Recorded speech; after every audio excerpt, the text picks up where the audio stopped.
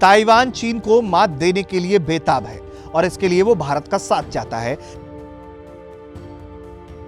क्योंकि ये पूरी दुनिया ने देखा है कि गलवान से लेकर पैंगोंग तक भारत ने चीन को कैसे धोया। और अब यही वजह है कि ताइवान की मीडिया ने एक रिपोर्ट प्रकाशित करते हुए भारत का गुणगान किया और भारत को चीन के खिलाफ अपने जैसी सोच वाले ताइवान जैसे देशों की टीम तैयार करने की गुहार लगाई।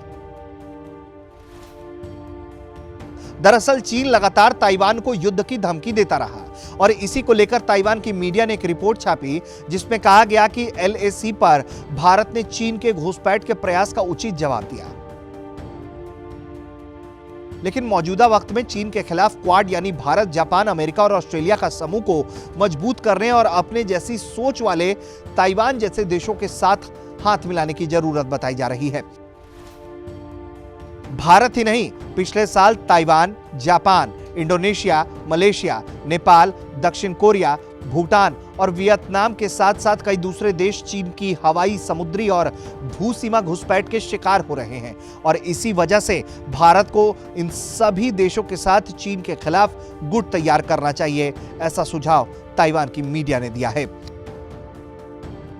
ताइपे टाइम्स में प्रकाशित Times for Taiwan India to team up लेख के मुताबिक चीन पिछले 10 साल से भारत और ताइवान के प्रति अपने रुख को और भी ज्यादा आक्रामक कर रहा है। मतलब चीन लगातार अपने गलत रवैये में बढ़ोतरी करता जा रहा है। इस लेख में आगे लिखा गया है कि गलवान घाटी झड़प को 10 महीने से ज्यादा हो गए और शांति वार्ता के कई दौर हो गए, लेकिन चीन तनाव घटाने में दिलचस्पी नहीं दिखाता।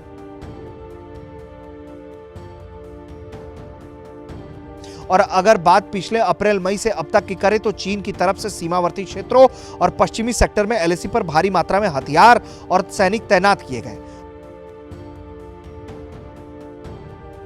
मई के मध्य से चीनी सेना ने भारत चीन सीमा क्षेत्र के पश्चिमी सेक्टर में कई जगह LAC में घुसपैठ करने की कोशिश की। इन प्रयासों का भारत की तरफ से उचित जवाब भी मिला। हालांकि हाल ही में दोनों पक्ष ने तय किया कि कोई भी अब आगे की पंक्ति में सैनिक नहीं बढ़ाएगा,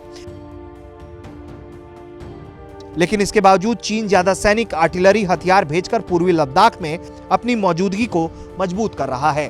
खैर, कुछ भी हो, चीन एशिया में अगर किसी देश को अपने लिए चुनौती मानता है तो वो भारत ही है। इसी वजह से चीन की तरफ से दलाई लामा और निर्वासित तिब्बत सरकार का मुद्दा उठाना, भूटान के साथ विवाद खड़ा करना और राजनीतिक टूल की तरह नेपाल को भारत के खिलाफ खड़ा करना जैसे उसके रणनीतिक योजना का हिस्सा रहा है। लेकिन भारत भी इसके प्रति लगातार अपनी काट ढूंढता रहा है और वक्त वक्त पर चीन को करारा जवाब देता रहा है। ब्यूरो रिपोर्ट, भारत तक।